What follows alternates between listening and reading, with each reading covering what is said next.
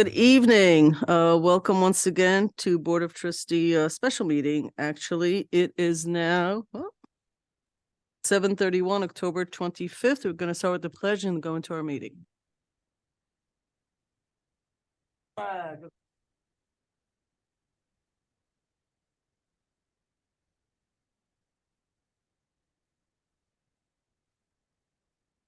Okay.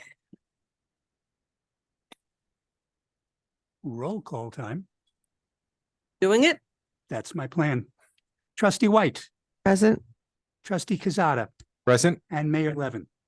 Present. It's unusual that there are only three of us here today. Not to worry, Pat. The fourth is on his way. And we have one trustee every once in a while. One of us goes away on vacation, etc. So you have a quorum, so we will continue with the meeting. Thank you. Is there any public comment on this evening's agenda items? Do you have anybody on Zoom online? Okay. Resolution A, authorization for village to accept payment and satisfaction of foreclosed tax liens, 43 South Highland Avenue. Whereas in accordance with the Ossining Village Charter, Article 4, the village treasurer is charged with the duty of collecting real property taxes from persons named in the tax roll. And in accordance with New York State Real Property Tax Law, Section 1110, the village treasurer has the authority on or before the expiration of the applicable redemption period to accept payment of real property taxes from such persons, along with all charges authorized by law for real property subject to delinquent tax liens. And whereas the applicable redemption period expired as of September 27, 2023, for the 2020 real property taxes, which had become delinquent tax liens in June 2021, and with such expiration of the redemption period, the treasurer has no authority without action by the Board of Trustees to accept further payments. And whereas notwithstanding the expiration of such redemption period, the representative of the property owner for certain real property located in the village at 43 South Highland Avenue has provided sufficient proof of an ability to pay in full all taxes and assessments against the subject property to bring the account up to date, and the ability to make a full and complete settlement and satisfaction of the foreclosed delinquent tax lien. Now therefore be it resolved that the Village of Ossining Board of Trustees hereby authorizes and directs the treasurer to accept payment in an amount sufficient to pay in full the total amount, including any interest, penalties, and other charges authorized by law of the real property taxes and any tax liens, both pending and foreclosed, for the property located at 43 South Highland Avenue, 97.7-6-1 in the Village of Ossining, and authorizes any and all necessary filings or notifications to evidence a release of said liens against the real property. Do I have a motion? So move. Second. Any comments, questions? Stuart? All those in favor? Aye. Aye. Thank you. Resolution B, authorizing a request for proposals for insurance broker services. Resolved that the village manager is authorized to issue a request for proposals for insurance broker services. Do I have a motion? So move. Second. Any questions or comments? Stuart? All those in favor? Aye. Aye. Thank you. Aye. Authorizing issuing a request for proposals for third-party administrator services for the village's workers' compensation program effective January 1, 2024. Resolved that the village manager is authorized to issue a request for proposals for third-party administrator services for the village's workers' compensation program effective January 1, 2024. Do I have a motion? So move. Second. Any comments? All Stuart? those in favor? Aye. Thank you. Do I have a motion to adjourn the special meeting and to go into work session? So move. Second. All those in favor? Aye. Aye. Thank you. So we are now in work session. Okay. Are there anything from the board, any announcements, etc. going on?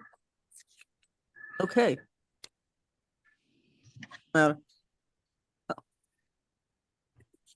Okay, Okay, good evening, everyone. good evening. First on our agenda tonight is a presentation by Recreation Advisory Board Chair Pat Yost and our Superintendent of Recreation, Bill Garrison, to give an update on programming as well as Recreation Advisory Board recommendations for the 2024 budget. So with that, I'd like to ask Pat and Bill to, I guess we'll do this at the microphone tonight. So. Okay, Bill's going to start. Okay, and then, Bill is coming in via Zoom and you're gonna be Okay. here, right? Hey, Bill. Good evening, Good everyone. evening. So I just want to give a little bit of an update on our summer camp program this year. We had a 23% increase in camper registration compared to 2022, a total of 588 campers registered. The camp, if you look at the budget last year, was budgeted to lose about $71,000. At the end of the camp year, we came in with an actual loss closer to around $10,000. And this was due to some carefully budgeting and programming, and also the increase in the number of campers that we had registered. We were very excited about coming in very close to breaking even, and we kind of took it upon us to take a look a little bit further and see how we could make that happen in 2024. One thing that stuck out was the camp fee for the kindergarten and first grade is currently at $550. And this is a all-day camp, just like the other camps, which are second grade through fifth grade, which are $660. We think that this happened somewhere in the past when kindergarten may have been a half-day program and it had a lower fee. But that's something where that camp in particular is not covering its costs because of the fee being so low. We are looking for challenges. We're looking at challenges for the 2024, and the one that jumps right out in front of us first is that the minimum wage is going to go up to $16 an hour for 2024. So that obviously has a big increase and impact upon our camp staff because they are paid minimum wage. So we are looking at ways to get closer to a zero balance budget in regarding the camp. It may impact some fees, and we'll bring those to you when we have further meetings regarding the fee schedule for 2024. But very exciting that the camp was very popular. We had a lot of new programs going on. One was we did a kind of a la carte trip to a theme park, and we had a huge amount of kids wanting to attend that, and parents wanting more of those type of things as we go forward. So we're looking to do more and more with our summer camp program. Any questions? Not so much a question, but I just have to say that I've heard really great things about the camp. I was involved in running a camp not that long ago on a different part of the county. Can't even compare the pricing. I mean, what you guys are doing for each and every kid is so much more than what used to be done for them, and so much better than, frankly, even not that we want to put the private camps out of business. That's not right. We encourage businesses throughout this area, but it's really competitive for super reasonable prices. So I think the idea of trying to be a break even is fair and equitable to community.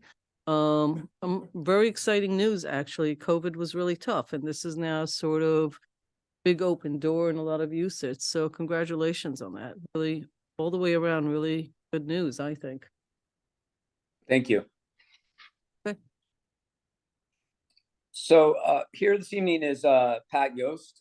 Pat is the chair of the Recreation Advisory Board. The Recreation Advisory Board, as you know, has been doing a tremendous amount of work over the last couple of years, going into the parks, identifying needs and wants in the different parks, including the village and the town. And the board, the RAB, has come up with a number of recommendations for capital projects going into 2024. And also just to make you aware of some other ideas and projects that would be down the road in the future. So I'll turn it over to Pat. Thanks a lot. So Pat, you put can together just a raise short. the mic a little bit. Yeah. Hello. Hello. Is that better?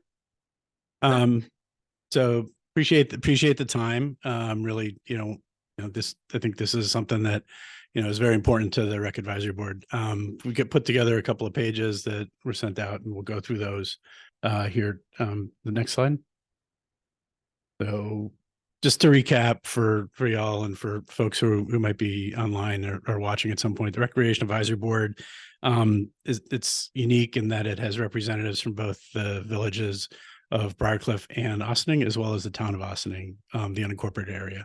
And the objective really is to recommend policies as well as strategies and come up with ideas to really kind of make recommendations for enhancements and how to manage the park facilities, the Caputo center, as well as just with all the areas. And so, we've got a really good active board. We meet monthly, and we've got representatives from Representative Casada as our kind of liaison from that perspective, which is fantastic.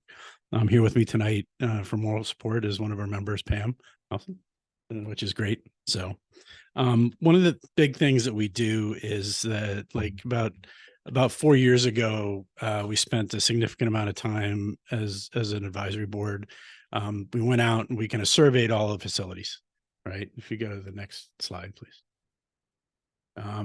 We surveyed all the facilities. It was time to do that again. It was 4 years ago.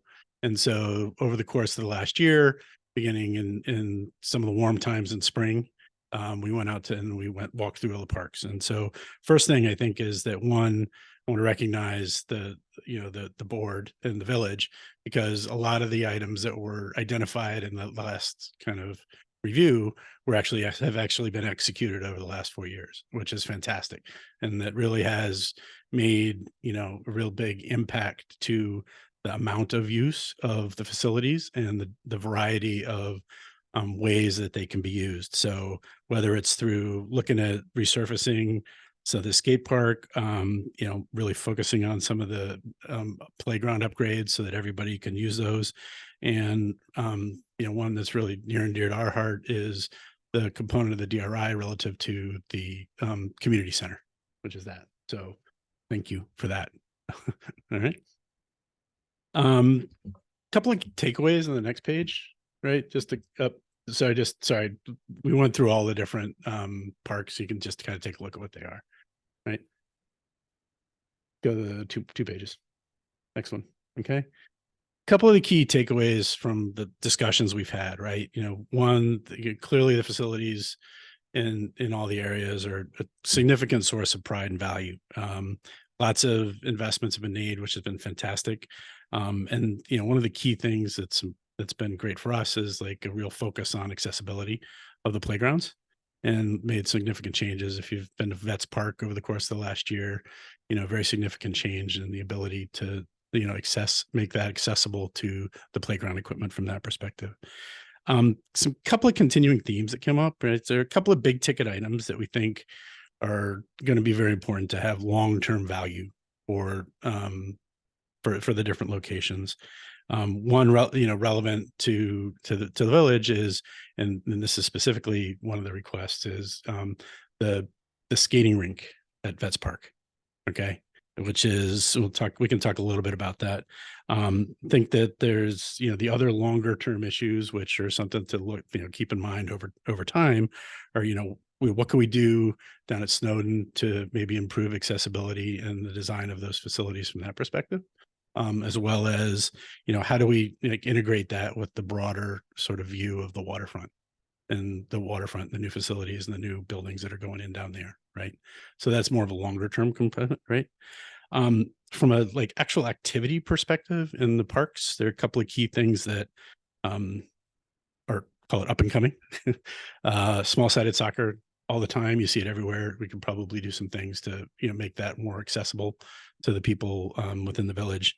Volleyball, always happening, always pick up. Lots of kind of portable facilities that get put up and down on a regular basis.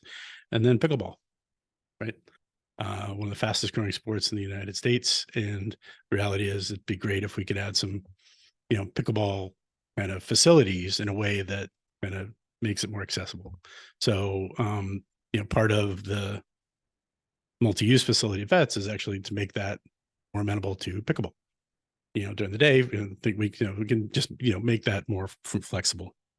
And then some other things that are going to be done that are actually already being done is kind of like communication and documentation, signage and walking maps and kind of connectivity pieces that were really good, especially down at Crawbucky. And how do we integrate that with everything that's going on? So specifically, next page. There are kind of two key components on top of the regular sort of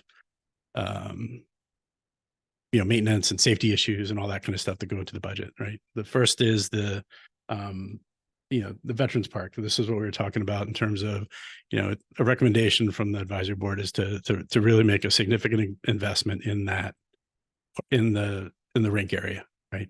Relative to the boards really need to be totally redone. I think the Parks Department has come up with a pretty innovative way to do that relatively inexpensively. The surface needs to be redone, and it would be great to potentially at some point over the time, consider about new directed LED lights. The lights down there, they're old, they're very inefficient, they cast a very wide kind of range, but you can put up some directed lights, which would be much less intrusive and energy efficient from that perspective. But the idea is that, by resurfacing it and putting in different lines, it really increases the usability of that facility. It can be all ages, whether it's roller skating, roller hockey, pickleball, volleyball, soccer, lacrosse, all that kind of stuff can be done in something that's leveled and has the right kind of multi-surface kind of facility on that. Over the course of the winter, you do what we've always done, which is you can line it, fill it with water, and it becomes an ice skating rink if we get cold enough from that perspective, right? So I feel like that's a really big opportunity to increase the use of that specific facility for a wide range of people within the village. The second one is we feel that quality fixed some outdoor volleyball facilities with sand is something that would be very much appreciated by the folks in the village from that perspective, right? There are a couple places potentially that could be done. We can figure out exactly whether it's Nelson or Snowden or, for that perspective. So those are the two kind of key things, in the near term perspective, right? Next two pages in the presentation are just things to kind of think about over time. So next page, right? I kind of messed up on this one. So this is sort of the list of all of the things by park that we had kind of come up with, right? From that perspective, I accidentally cut off both Henry Gordine, right? Which the key thing down there is to recognize that, one, just integrating that into the waterfront, and two, thinking about how, the waterfront plan, and two, thinking about the village, I believe, picks up maintenance of that in 2025. So it's something to think about longer term.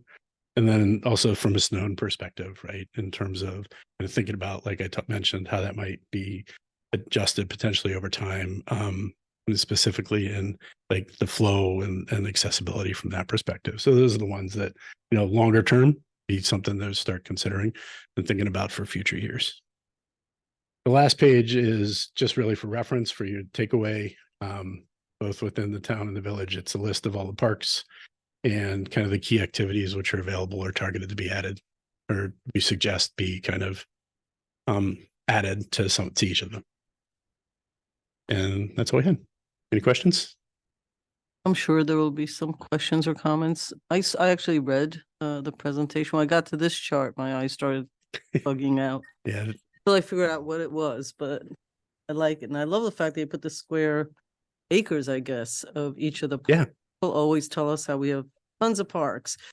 Some of them are, 100 by 100, and some of them are 36 acre. I mean, it's not how many, and most of the larger ones are actually, not all, but most are actually found. But so that was, we've talked about before.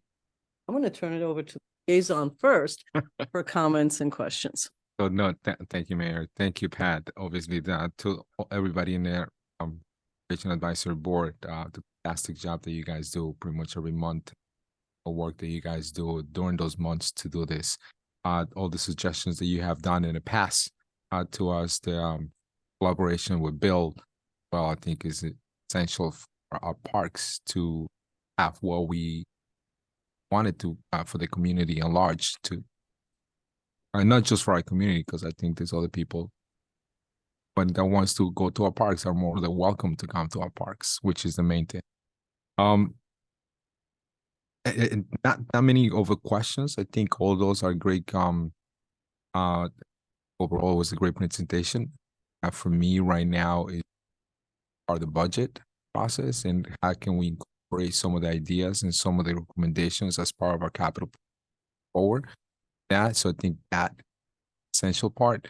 I'm a little curious to see the Nelson City Park getting a little more things. You know, I like the accessibility for that. So I think it's essential to have facilities in a lot of our parks because I think that's essential when I'm talking about facilities. I'm talking about restrooms. That was one of the so yeah, so I'm just curious to see what will be the impact on the capital project. I'm gonna wait for that one when it comes in front of us to see more or less, you know, what the impact that could be for us. But I think the concept and what we have, we're taking advantage of all the great ideas. I like the concept of volleyball as well, but I you know, have mixed feelings about that one. But I think I would like to explore that a little bit more. See how can we possible put it in some of the parks and maybe try it out. In the past has been that was a problem. I want to be careful in how it was willing to do something like that. I want to make sure that it doesn't become the same issue that was many years ago about that. So, but everything else. The issues were pretty much people were abusing, selling, drinking. Yeah. Yeah. So that was the problem that they had. So At the volleyball, at they the planted volleyball, themselves in and they would turn it into an all day, right? correct. That was the problem that a lot of different parks had. Talking about this it has to be more than probably, you know, but it's definitely part of being in the board. So 10 years ago, maybe even longer, but that was a problem then. If we can try to manage that better, that volleyball is a great sport. Play years ago. Yeah, I think pickleball is talked about that. I'm not sure. But yes, I hear that a lot. City has a lot of that parks or areas where they can play that sport as well. So yeah, something that we should look into to see how can we incorporate that. But yeah, so it was a great presentation as always. So thank you, Pat, and everybody on the board. So again, my only comment will be I want to look at the numbers and analyze that a little bit more. No, thank you. Good. Volleyball, I was wondering why sand instead of a harder surface? Why sand as the surface? It's very different to play in sand than on a harder surface. Yeah, I think A whole different game. I mean, It beach is- volleyball and like regular volleyball are totally different. it is a very different game. I think there's some combination of, you know, you can like swap out. It's a little bit easier on people's, like when people fall in sand, it's like a little less intrusive than falling on even. Well, it's also harder to move. Yeah. Slower. You have to wear bare feet. You have to have bare feet usually. Yeah. Anyway, I'm not a volleyball expert. I haven't played since Catholic school, so don't ask me. Okay. I wasn't good then either. But thank you. I didn't see much for Snowden. Was that So I think the thinking there is that need to have some conversations about how to integrate that, like into like the whole waterfront perspective and how to do that, right? So the pieces that were on the part that I accidentally kind of took off, right? There was you know, it's a relatively unused field at this point. We've like specifically made a move to like get baseball and softball off of that to free it up a little bit. So it's a little bit underused. So the question of like how to best to use the green space, as well as some of the landscaping and the bathroom improvements, right? So I need to think a little bit about how to do that and integrate that with the whole kind of perspective from downtown. So the pieces there and then the accessibility of the bathrooms. Okay. So that will be parking as well. Sure. Parking has always been the issue. Right. And so that's part of the question, like, how does that integrate with like the broader plan? Well, when Right. 30 Water Street is completed, you're gonna have a whole bunch of people wanting to use that park. So Yeah. they'll be walking down there, Yeah. probably down Water Street. That's what that's what I think. Right. So I think it's important to at least think about next year in terms of like, what do we think the right plan should be? And kind of like have some discussions around that, because, when 30 Water Street's done, what's the timing on that? 2 years, 3 years or something like that? Like, Hmm. whatever, but Someday. someday, right? Someday. But Any minute now. from our perspective, like, it'd be good to have the discussions and then figure No, out I what to think do. what you're and do saying it. though is you want to coordinate the effort. Yeah. I think that's a smart play rather than doing something now and having to undo it or redo it. Right. It's a smart play. But from a timing standpoint, I think it's important to like think, like, we don't want to have the park shut down to do stuff when people want to use it. Mhm. So get it done before the construction's done. Okay, so my 2 cents worth, first of all, I always think you're the smartest committee. We have 13 committee that advise the board, and you guys always tend to come about 2 weeks before we do budget, so always a smart play. Because everything's fresh in our minds. But a couple of thoughts. I love all this stuff, so it's a matter of like what Donna said. We do, like you said, we take on a few and we hit them out of the park, so to speak, and we take more and we hit them out of, Yeah. and that's how things get done. So we're not fighting over limited assets, but rather using assets correctly. I would say volleyball, unlike some of the other sports like baseball, which is managed so well with organizations and all that, soccer is a mixture, but volleyball, not only here but elsewhere, sort of plant themselves like it's theirs and take over. So it's really not about the volleyball court. It's about how the village manages. So the city, to solve a lot of their issues, and they have thousands of courts in Central Florida, but the way they solved it is rent out the net. You give people in the beginning of the year nets, certain groups or whatever, not necessarily open to everybody who just shows up. You gotta go, it's not expensive, but somebody's in charge of the balls and nets. Can't play without the net. So it's not the court, it's how you distribute the usage of it.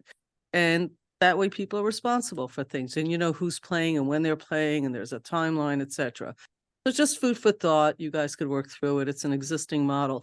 I would only ask you to go back and look at sand along with the superintendent and maybe building.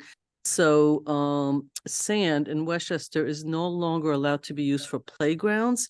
Reason is that in this area, sand bees are very dangerous and step in their hives, and it's very, very dangerous, and they live in sand, right? That's one of the reasons they've gotten rid of sand, and they have that weird fabricated material on playgrounds, so they don't put sand in playgrounds anymore. So it's just something to think about. There are Fair enough. pros and cons to everything. So that's one thing I would just, and also when you have a lot of animals, squirrels, all that, the feces are there is really impossible to keep up with. And because children also play in sand, it's one of the reasons all the playgrounds in Westchester no longer have sand. If you see one with sand and they've been somehow, the Department of Health hasn't been there in the past couple of years. So just food for thought. Sand is cheaper than all the other fabrications. I totally understand that. Even grass is better than sand. I'm just throwing it out there for you guys to look into. Okay. Not a yes Appreciate- or a no, appreciate but the just feedback. something that I've experienced in similar life before this. Otherwise, I think it's super cool. I'm loving to hear a little bit more and looking at the expense of a multi-usage kind of concept. Mhm. I know that some places where people have large homes turn their backyard into a multi and seems to work really well. Yep. So it's not a new technology. It's, something that's out there. So I was just sort of curious as to see what the cost looks like and how it would play out. But otherwise, once again, thank you for going into our parks. And I have one last question, but I'm throwing something at you more as a challenge than anything else. Have you guys thought about like trash parks and stuff like that and how we create stations, signage, and more garbage cans isn't always the way because then it's more garbage. A lot of parks took garbage cans out, like in Rockefeller Estates. Even though they put buildings up, they actually make you take the garbage with you. They got signs everywhere and they've got people patrolling that. So I'm just curious if it isn't in any of your presentation, it's something you looked at, but you may have looked at it, but simply not found a solution and that's why it's missing. I don't know. I'm just I know curious. we've talked about it, right? It's come up a couple times, both from a conversation of one, when we're investing in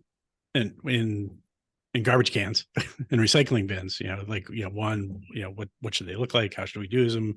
What's the best way to kind of think through that? And then also it's come up a couple times with feedback that we've received either directly like from folks around, hey, it got kind of dirty down at the waterfront or from that perspective. So, do we have a definitive solution? No. But you've looked at it. We've Okay. thought about it, but I would just love for you guys to Continue. keep looking at it. I mean, there's no singular solution. If there were, we'd be doing it already. yeah. But you guys are sitting around, get input, you're looking, you visit the parks. You and I went and looked at parks, right? Like, I didn't know how big the dog park was, and that the construction was going right next to a dog park. Yeah. So you learn things when you see them. That's why I'm asking you. Okay. So very much appreciated. When you solve world hunger, come back and talk to us. Will do. You guys are doing a great job. I appreciate it. Thanks for coming and being here as a team member. And we'll look at the budgets and listen to the superintendent and the presentation and wonderful stuff. Thank you. for Thank coming. you. Appreciate it. Right. You're welcome to stay for the rest of the exciting meeting agenda. Both of you. Okay.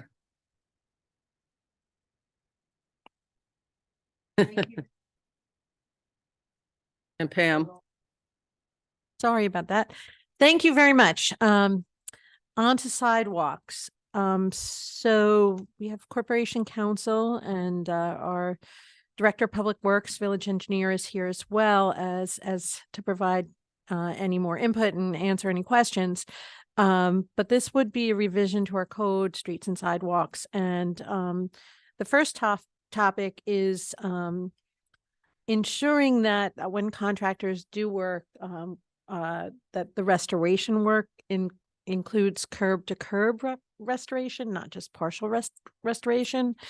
And also the second recommendation would be to take a closer look at what, just providing a more accountability for property owners themselves to ensure that the sidewalks are free of any dangers and walkable and safe. So with that, I would like to turn it over to Corporation Counsel, Stuart Kahn. Thank you, Karen. Good evening, folks. Let me deal with the first proposed local law, which deals with roadway resurfacing, which is something that we have discussed in the past. The proposed local law, which follows in large part what the town passed last year, would basically require that, as it says, any roadwork or excavation where pavement is removed and or damaged in the course of performing the work shall be restored by the permittee at its own expense from curb to curb, as well as 10 feet in both directions beyond the area of disturbance. And that will also include any damage beyond the limits of the pavement. So in other words, if the work would damage sidewalk, shrubs, gardens, etc., that all has to be basically repaired. There's additionally, if there's any restoration work that is within 8 feet of an existing patch, the two patches essentially have to be combined into a single patch. There's also provisions here with regard to placement of road plates on the roadway and how they should be placed. And again, a lot of this comes from my discussions with Paul and also based upon what the town passed last year. But this would require all permittees to essentially, as we said, go curb to curb, which is actually broader than the towns because the town essentially goes to the midline. And it also goes 10 feet from the disturbance. So it creates a wider area that the permittee would have to repair when they are doing any road work or excavation work. Right. So I think maybe just for the public record, we're solving a problem that has come up. Get an quick explanation why we're having this discussion, what problem we're solving for. Well, I'm looking at Paul, but you can answer it. Well, I think you have to Paul, go ahead. explain. It'd be good to For the public record, there's a reason why we're bringing this up. This is not to discuss, tar and plates. Whole issue that's been going on. Quality of life, etc. So that has to be done through legislation in order to. Sir? Good evening, Mayor, Board. Thanks for calling me up. So to expand on what Stewart is doing, on our behalf, I will say that this is an effort that started a few years ago with our Con Ed liaison. And I will say that our relationship with Con Ed has never been stronger. They've done a tremendous amount of work in this village, putting new gas mains in. I'm gonna just, intrinsically say over 40% of the roads in Ossining, they have gas mains. New gas mains have been put everywhere over the last 10 years in Ossining. And they're still applying to do more. Now we hold up those applications in the winter because we don't want our roads dug up in the winter unless it's an emergency. But the benefit of that, you can see on the roads where they work. The most recent have been this past year was on Everett, and just more recently as last week on Hunter Street. They had the whole roads dug up. And typically under our old legislation and under our own permit that gets issued out of our office for our road work, so we're covered with from a liability perspective, the road would be restored where the work was done, and some areas outside if any of the road was damaged outside the direct area of work. Now with our new permit that we implemented a couple of years ago, and now belts and suspenders with this code resolution that Stewart is presenting to you tonight, they have to restore curb to curb unless for some reason we ask them not to, which is real not too many reasons that would come into play unless it was like a single family patch that they were doing for someone's gas service. But when they do main work, they've been doing curb to curb restoration after they mill it, and they're also doing work in the patch that's enhanced now that makes it for a better job underneath. So that aforementioned work has all been done at some inconvenience to the residents, but they do get a new gas main out of it. So there's that benefit, but it's been done. All the restoration work has been done at no cost to the taxpayers. Even when you see the police out there doing the traffic for the contractor, even that is paid by the contractor when they do that work. And it's I have to say it's been pretty amicable and easy dealing with them these last year or so since this has all been put into place. It's almost no question. They know that Ossining is curb to curb. They know this is what they're required to do, and they call us all the time. I get emails every morning when they're working in Ossining, and it's good stuff. It's good stuff. Scheduling is still a little tricky to pin down when they're going to work and when they're not going to work, and when they're going to be completed, because sometimes they can get drawn out a little longer than expected. But they're a large operation, so we are definitely it's a good balance. We're allowing them to do the work, and we're getting a real nice benefit on behalf of the taxpayers with regard to a newly paved road. So thank you, Stewart. I know it's not easy. I know he's been working with their council as well and going back and forth. So it's good stuff. Great. Questions? By curb to curb, you mean from one side of the street to the other, the entire width of the street? they Yeah, have to face of the fix. They curb, can't face just of the patch curb. it. Yep. Oh. And it expands. I mean, 10 feet. it expands not just to the road, but it also goes into any other areas of disturbance. Sometimes when they run through sidewalks, or they did a lot of new utility poles. If you see the sidewalks that have been redone in areas where they move the utility pole out of the middle of the sidewalk on Croton Avenue, rather, all up near Linden and up. They used to have utility poles in the middle of the sidewalk. We had asked them to move those many years ago, but now with this new utility pole installation effort that they've been doing, they call it storm hardening. They've been putting up more formidable poles so they don't come down as easy.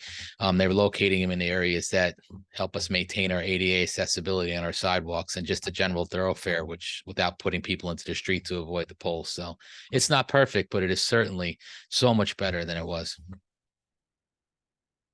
Question, comment? Not much of a question, but more like a comment. So this is more established a law now, based on what you have been doing already, for what I can hear, based on your application process. So, thank you. you and to Stuart to bring in that and to make it a formality now. I guess the only question that I have is something that I have asked in the past. As you recall, there are still some sidewalks around the village that the poles were removed and the sidewalk hasn't been patched. Mhm. So you have more or less an idea on when Con Ed is going to go back to all these areas through our village to fix those problems? Yeah, kind of, sort of. An operation that big is broken up into a lot of small pieces. Their sidewalk contractor is not the same as their paving contractor. People who dig and do the gas work are not the same as the people who restore the trenches of the gas work. It's a lot of different pieces to their puzzle. They just awarded new contracts to concrete and paving contractors. That's one of the reasons that Hunter was delayed as long as it was, because they had just awarded the paving contractor. The sidewalk contract, I'm not sure if that's even awarded yet, but we have a running list with them. And every so often they get to a point where they have too many requests for permit, and call the manager's office, because I know that they usually call down there to complain about us when we stop their permits. And when we stop their permits, they come back and they try to play catch up with the stuff that they haven't restored yet. And they usually wait for it to build up before they come in and do a lot of them. But we do keep the permits open because their insurance is on file. And if someone does have an incident in any of those areas, the village is covered from a liability perspective. Okay, so some of those areas is not from 2 years ago or like 4 years ago. So, Yeah, I tell you something else. A lot of things, a lot of the sidewalks. It's funny you bring that up. A lot of the sidewalks where there's a missing patch, and it's only one panel, or a lot of areas where there's a very small excavation, is a lot of that is done by the residential or the emergency repair divisions that come in, and they don't have permits for those. They send us a code 53 and they just do the work. That's an emergency. So because they play catch up with the permit work for that. The same happens with their restoration work. We kind of have to chase them down for that, but eventually they do come back, and we follow through as best as we can. Again, it's not perfect, but the relationship and the product is so much better than it was. is there something that we could do in relationship to if they go over a year haven't done the repair in situations like this? Can the village do the repair and build back to them cost of the repairs? A lot of the times when it's done in areas where we're going to do work anyway, we sometimes just envelop that work in our efforts, and it just kind of goes away by that process. I understand that, but we're talking about places that have been like that for 4 years now. Yeah, but it's a lot of the times it's hard to get them to close it out because you can't get a clear answer on it's still open because maybe they didn't restore it, but maybe they didn't actually do the work that they're still planning on doing. And yes, it does go sometimes into years versus months. But every case is different.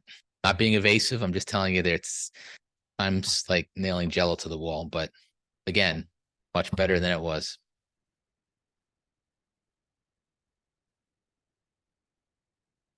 Good. Thank you. I think, I just wanted to sort of comment, thank you. Big change. I became mayor, somebody who used to be a mayor said, just got to make sure that the water and the roads work the way they're supposed to. Because it's like a lot of things in life, nobody even notices them, don't realize how important they are until they're not done right, or they don't work well, or they're not clean. One of those things. But the reason we pass, just so people understand, the reason we have this law is because Con Ed follows codes of the municipalities they work in. If you don't have codes like this, they just say you don't have it. Like, I don't have to do it. So it's really important to get these codes done, to get them done correctly, to get them done in a way that helps our residents. And we've learned over time what to do and what not to do. So very much appreciate that. This is like on a big to-do list as far as quality of life stuff that we've been talking about for a few years. Like a big one that we're now taking off the list. And I'm glad to hear Con Ed is doing the work. I do see them working south of here on Route 9. They're doing the paving amazingly fast. I couldn't believe it. But, you know, it occurs to me from the mayor in that particular town, and she says the same thing you say. The bigger projects are so well planned, they get them done exactly to the letter. It's the small ones that take forever. It's the patch in front of somebody's driveway that they keep having to go over that takes a long time. Makes us all crazy. But your point, they've gotten a lot better. I mean, we tend to complain about Con Ed, but they are actually really beginning to do some really good job. And they do subcontract the work, and not all subcontractors are the same. Don't do the road work, even it's a village. I don't think our residents understand that. They have to, don't do that work, then we become liable for. They have to finish the work. It's part of the full scope of the job, and they have to get the contractor, not us. So I know you get calls when something goes wrong, but this is a very big news for somebody who understands that the roads on a community this old, sitting on 30-degree or 45-degree angle hills everywhere, it's a challenge. I am obviously a supporter. Stuart, thank you for all the work. Thanks for explaining, so we have it on the record. When people will call up, staff can go, here's the video with the explanation of all of these things. So we're appreciative. Stuart, what do you need from us? Thank you, Paul. We'll have a resolution next week to call for public hearing with regard to this local law. Right, I think you have the support of the board unless somebody tells me Yeah, otherwise, because there's only 3 of us here. Yeah, no, I agree. So, but I do have a quick question now that you brought up roads, because they do open state or county. What happens then? So, I'll do it via example. They opened up Dale, right, for a long Yeah. time. Dale was the bane of our existence for a couple of years, but that was a major gas main replacement, and everybody's service got replaced, and they had trouble locating services. That was a tremendous job. The fellow who ran that job for Con Ed happened to be an Austin resident, so we struck up a really good rapport, and he's assigned to this region now, and he does all the gas work. So we are first name basis and each other's cell phones. So I got to know him through that project. Great attention to detail at the end of the day. And we our relationships with the state and Region 8 and the DOT really helped us there, because the state does not have those guidelines. The state basically makes you do patch restoration, and they're indifferent. And, you know, Dale Avenue to us is a big deal. Dale Avenue to the state, not a big deal. Yeah. And we actually called the regional director. Regional director kind of gave his edict to the local engineering office, who met in the field with Con Ed, myself, and the region office representatives, and the state deferred to us, and they said that Austin's going to decide the restoration, and we did, and that's why we got full with restoration. There was a lot of coordination. The manager's office, pushed some buttons, and we pushed buttons that we could, and it all came together nicely. And now that's become like the norm. Highland Avenue, we tried to get the same thing on South Highland. I'm not so sure when they do the restoration they're gonna do that full width, but I could tell you right off of Highland, they also dug into Everett a few years ago. That's like 3 or 4 years ago. And they came back and said, well, we did that before you changed your permits. And I said, it doesn't matter. Your permit's still open.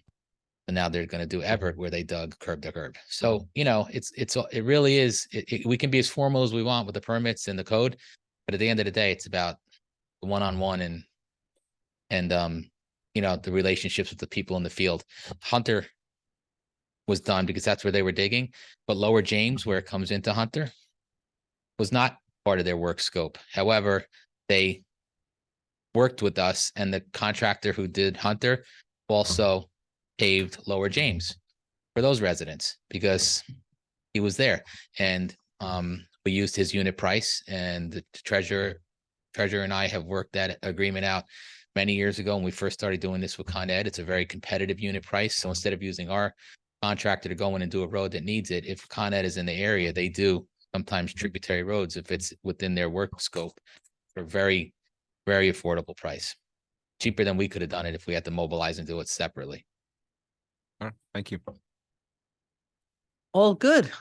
Thank you, Paul. Appreciate the explanation, but now we have it like on video, on record, and that would be Stuart. I think we're on to the next one. We have a second local law, Mayor.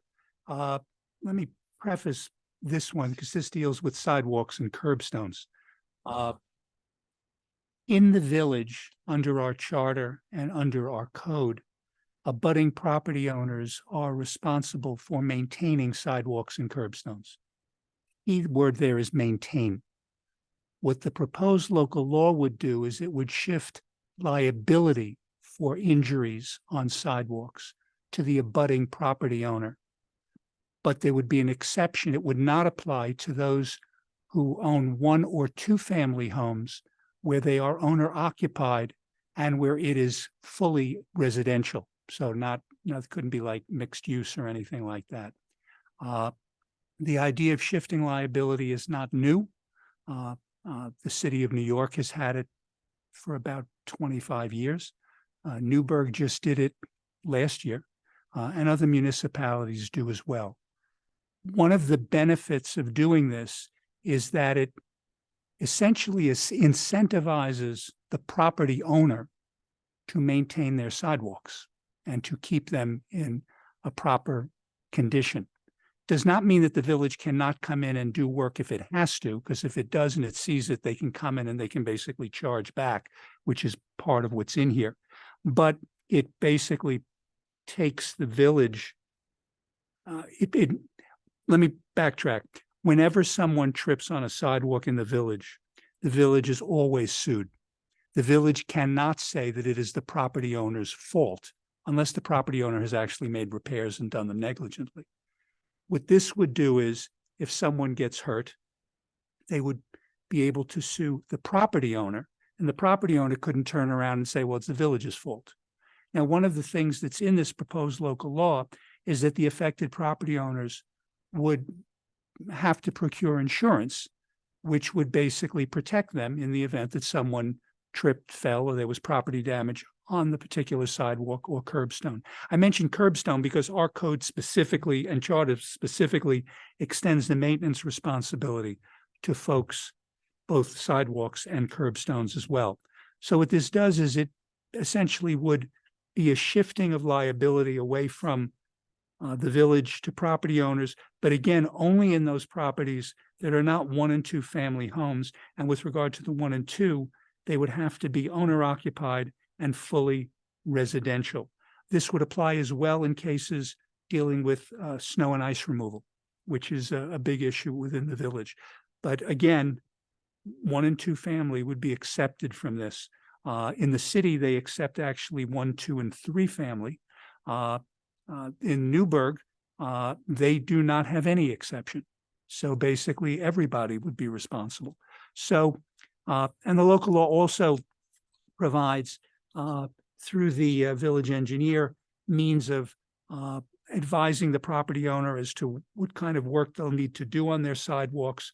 You know, when is there a serious defect? It defines what could be a serious defect in the sidewalk so that the property owner can make the necessary repairs. Again, if the property owner does not, as we have now under our code, the village could come in, make the repairs, and charge back the property owner for the repairs that had been made. So that's this proposed local law, which is also part of Chapter 229 Streets and Sidewalks, but doesn't deal with road repair. It deals directly with sidewalks. Any questions, comments? Thank you. Sorry I was late. I don't think you're.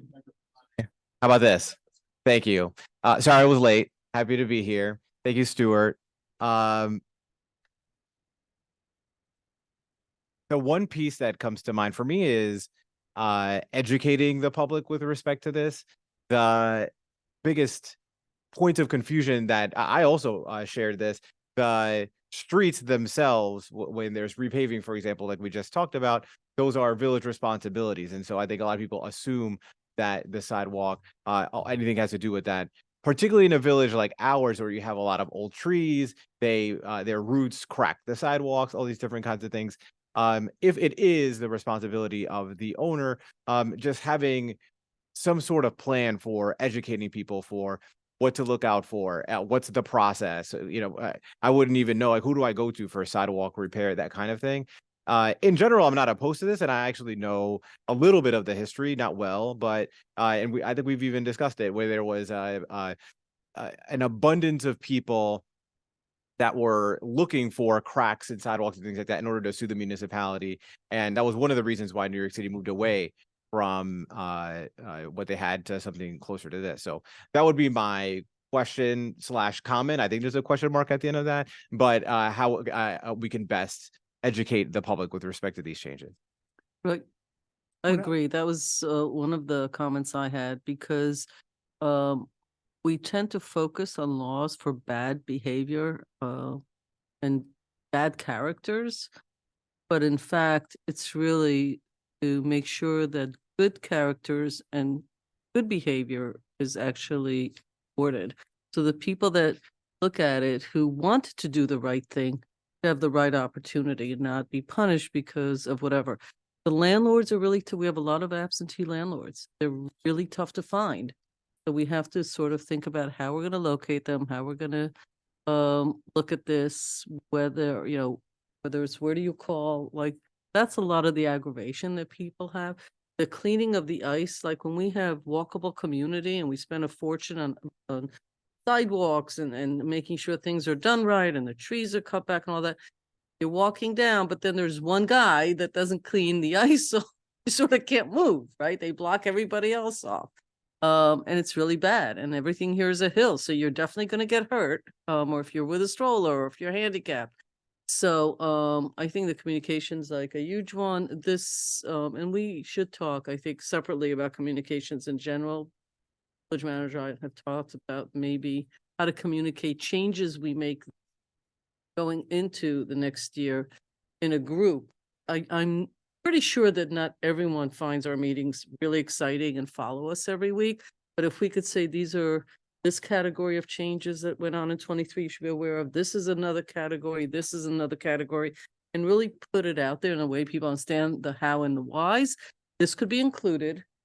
It's not going to hit everybody. And certainly the bad characters are going to pretend they never saw anything. They don't know. They're whatever. This isn't fair.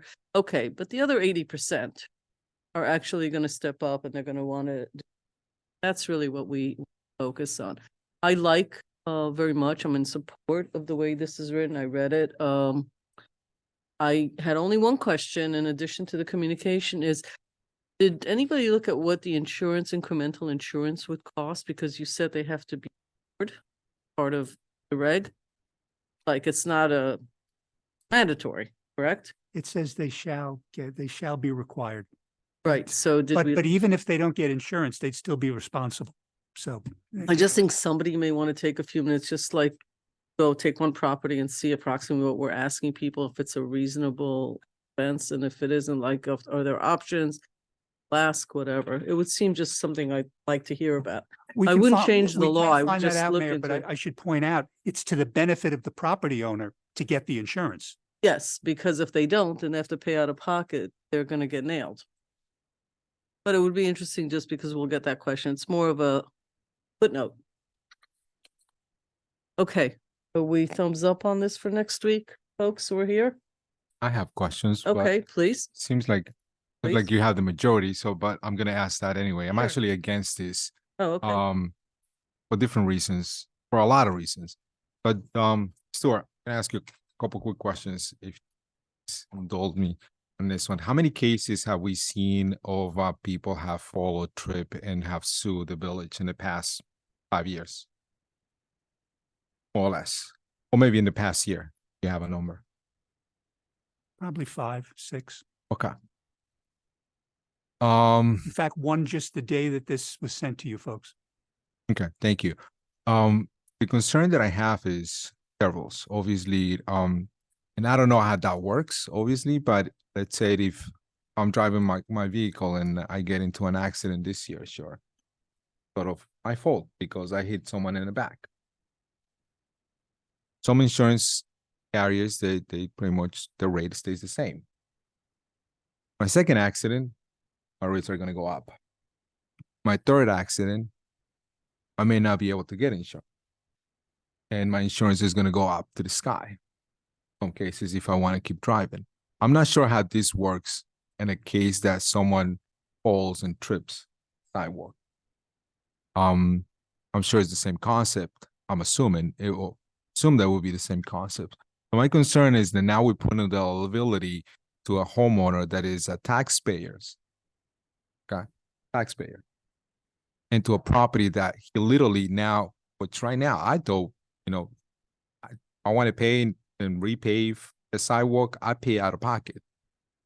And if the village does it, they charge me my taxes as this. That's what we do right now. Our current law. But now with this, that sidewalk now sort of becomes part of my property. Because now I'm insuring it. But guess what? I cannot extend or I cannot encroach into the sidewalk, even though now I'm paying insurance for this. So now we are saying that you have to do this, but that property doesn't belong to you. Okay, so but it is in a large, and now is a big portion of that not everybody in the village has a sidewalk, so it's an unbalanced portion on our village and our community. Some areas in our village doesn't have any sidewalks in it. Yeah, just but want I'm to be talking clear about just in general. It doesn't matter. But it's not, doesn't- it but it's not doesn't homeowners. matter.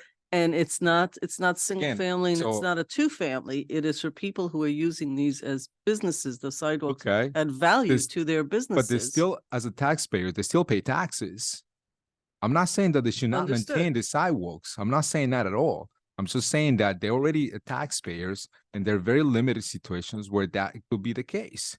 So again, it seems like the board is the majority in this case. So I'm expressing that I'm Right. not in favor, and those are some of the reasons why I'm not in favor of this law and this particular law. Okay. So the other one is, Stuart, you said Newburgh, which is a city. New York City is a city, obviously. Is any other municipality here in Westchester that you have seen that has done that before in the past 5 years, more or less, or 10 years? I'm unaware of others. Okay. I believe Long Beach, I know on Long Island has done it, which is But a city. nothing in Westchester. No, not that I know of. Thank you. I have another question in this case neighbor of mine deals with where they have sidewalks that are badly buckled by a village tree that is planted between the sidewalk and the curb. And not only that, but the sidewalk is historic bluestone. We have some of this still on Ellis Place, and some of it's in very bad shape. Very expensive to remove and replace. Bluestone sidewalks that have been there for over 100 since the 19th century. So whose obligation is it to replace or repair or somehow fix those sidewalks? You know what I mean? I'm just trying to figure out the difference. The homeowner, regardless. Yeah, it's the The homeowner. maintenance of the That's sidewalk. really The expensive. maintenance of the sidewalk has always been Yeah, the the- property owner's responsibility. That's in our code. We annually, we will have assessments where people will come in and they will either do the repair or we will do the repair for them for a fee. But the maintenance of the sidewalk has always been the property owner's responsibility. So there's two things that I'm taking away from this. So the changes for me is now 3 families and up, it falls under the commercial. Now they have to get insurance for the sidewalk. And pretty much if 2 people fall under sidewalk, they're responsible.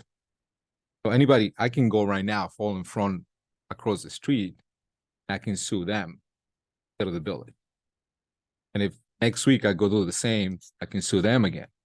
I do the same thing all over again. So that's the liability now. It's not to the village, it's to the homeowners of 3 families and commercials. That's pretty much what it comes to. And people that own a 1 family as a rental unit or 2 family as a rental unit where they don't live here on those property. So in reality, it does fall under 1 and 2 families as long as the owner of those properties not live in those properties. I guess my question is, are we talking about, it seems to me like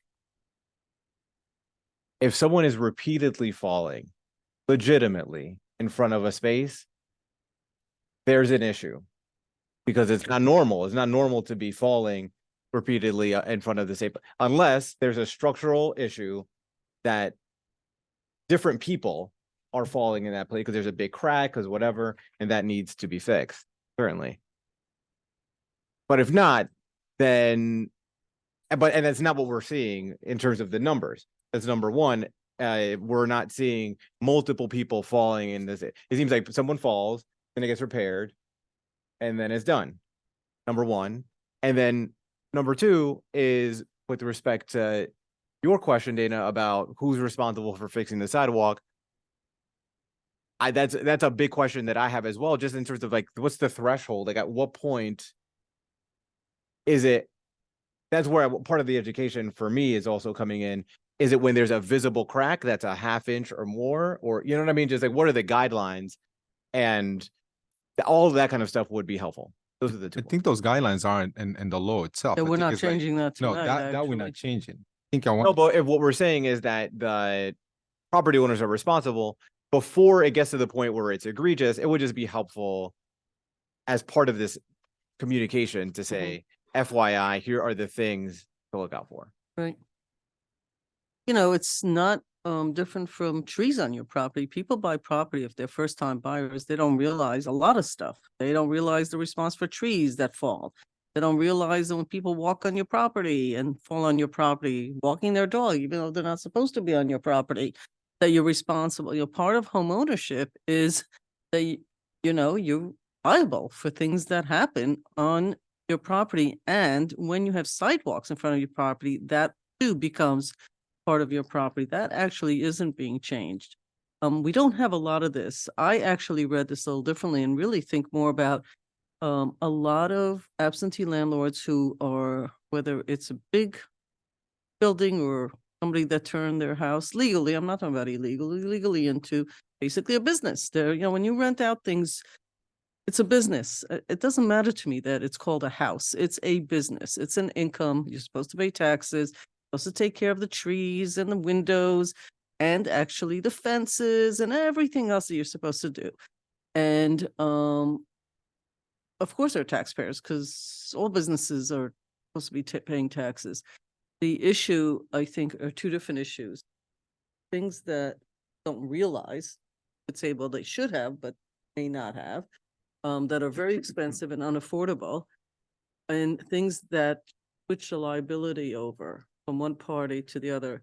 It's, to me, a lot of this is about how absentee landlords in this village, which is a village thing, it's not in every village, are not cleaning up the sidewalks properly, are throwing, you know, are actually damaging sidewalks with how they're moving in and out, are not fixing up their little fences, whatever. And mostly during the winter are not properly cleaning up sidewalks so that people who need to walk safely. So the fact that we don't have more than 5 or 6, for me, a miracle. Because I think what people do when they see an ice patch is they cross the street and walk around it. That's why they don't fall on it. But that's not actually the way it's supposed to be. And we drive around, we all live here. We know that you could see patches of people and businesses who don't clean. And by the way, the businesses that have all those empty storefronts, they also are supposed to clean. It doesn't matter that they're not there and they don't clean, and then people can't walk on it. So, or people doing construction. So I read it more that that's the more common issue. The 5 times a year of somebody falling or tripping is the less common actually issue. This, and like all laws, for me, I support it because if it becomes a different problem, a different issue, and people call us, then we should settle what the issue is. Too expensive or whatever, then we have to deal with that rather than not do things because we're predicting what may or may not happen. That historically is actually not happening. But the maintaining of these sidewalks, I think, is the problem being solved. but no, hold People's attention. So let me let me throw this out. So because we also have a law on the books where, you know, overgrown grass, you know, if there's not maintained, we send out a group of people, landscapers, to do the trim or whatever they need to do. On the winter, we also send out people to clean the snow, and those get charged back, correct? So we have all these laws in place that we already approaching this. So so I'm going to put it in a different perspective. Sure. What is the problem that we are trying to solve? because the steward said the past year we only had 5. Is that a problem? Is it 5 a problem? Is it 10 a problem? Is it 1 a problem? But what is really the issue for me that we are solving? Taking what you just said, Rika, what is the problem that we are solving? Are you asking me? Are you Yeah, asking Paul, or are because you it's a asking 5. Is it Stuart? 5? Is it 5 now? Is the last year was, I'm gonna say, don't call me on this story. You're probably gonna check. Is it 3 last year? Was it 1 last year? It's not a pattern. It's not like 5 all or 10 or has been I an think I increase. just described the So- problem, and the fact that we have 5 is because the other 85 people probably walked to the another side of the street, probably Okay. unsafely to not fall. These are only the people that fell and sued. That's where you come up with 5. Doesn't mean that's all the people that fell, and it doesn't mean that it's all the people that didn't take care of their property. That's not how we make laws. And as far as the numbers, I don't know. One major case on our budget is in bankrupt. Not But how that's many. the reason why I asked it. What other communities in Westchester had implement something like this? And the answer was, as far as I know, Stuart said no, none. That he doesn't know of any. Yeah. Okay. Okay. That's the Again, important element. it's that's just fine. again, it seems like it has the majority of the board. So, and to that, I think there are good points, and I do think that, Stuart, you have to look a little bit at like what we're talking about. 2 different conversations, though.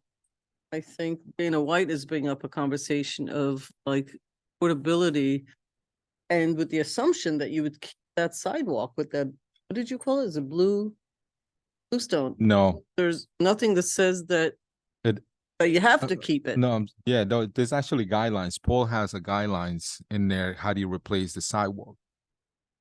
So- What needs to be done for that? So all that stuff, it needs to be replaced. It cannot not go back. I could be wrong, but that's something that, there are guidelines.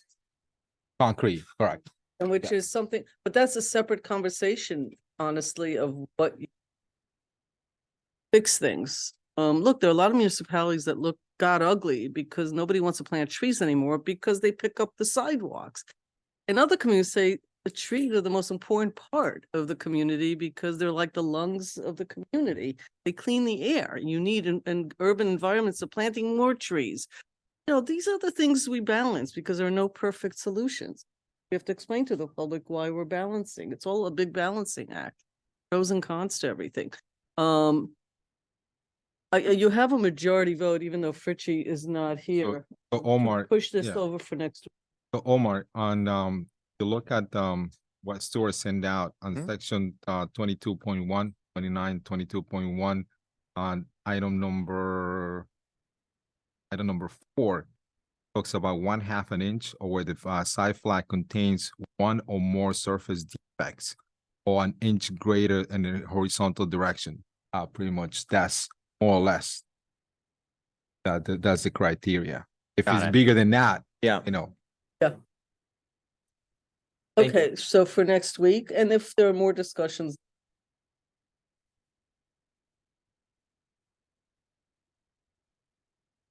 Oh, I'm sorry. Did you say this is in line with the town or the town not to? The other one was in line with The the other one town. was in line with the town. Okay, thank you. That it? That would be it. I'm flipping my page. They're like really short meetings we're having. Can I say before we continue, 2 quick things. It's number 1. I wasn't here for the first item with the Recreation Advisory Board, but thank you for your work. I saw the presentation, I read it all that. I thank you for your work. And I'll have to look back to see what the conversation was ultimately with some of the recommendations, but our parks are used so heavily. They're such a resource. I really appreciate that work.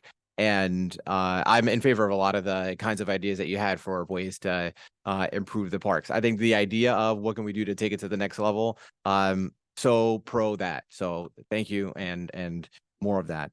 And to Paul, with the second item with resurfacing, I'm a big champion of this. This is like my thing. I love this. This is great. I applaud you. Thank you so much.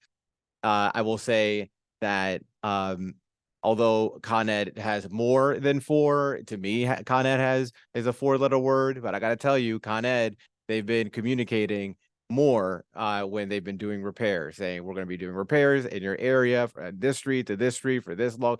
I've not seen that before. I don't know if they got new people. I don't know if they got my message. They probably didn't get my message. your message. I'm saying it was my message. It was all me. You're welcome. I did it. I'm sure it had nothing to do with me, but they're doing a better job. So as I scream into the void, I scream thank you. And to you, Paul, thank you as well. Because it's these kinds of quality of life, little things that make a big difference. So onward and upward. That was that, but you look at the video, you'll see there was a lot about that. Paul was did a really great job explaining how much better they're doing on so many fronts, because normally it's not our favorite word. Great. What have we got? That's it. Do we have a motion to adjourn to executive session for a matter of personnel? So we only have, I'm sorry, I think we have 2 matters. Yeah, Well, that's a personnel matter as well, right. technically. Okay. Oh, okay. I didn't think so either. So you're not alone. Adios. Thank you, folks. Thank you. Pam, a it's good second. seeing We you. need a second on the motion. Second. All in favor? Aye. Aye. Aye. Good night, folks. I could leave it. That's We have a system. Don't worry, Pat. We have so many gavels here. I was like, ooh, gavel.